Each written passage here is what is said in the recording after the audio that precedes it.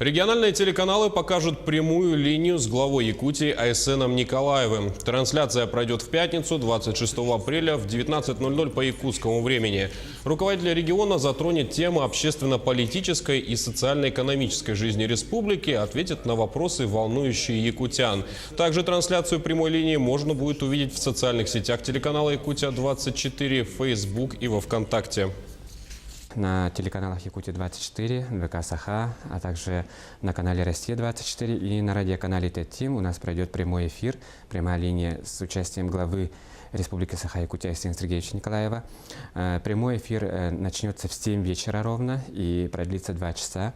Во время прямого эфира любой житель нашей республики может задать свой вопрос главе, и каждый вопрос, конечно же, будет обработан. И если они не успеют озвучить в прямом эфире, то они в скором времени обязательно получат свой ответ.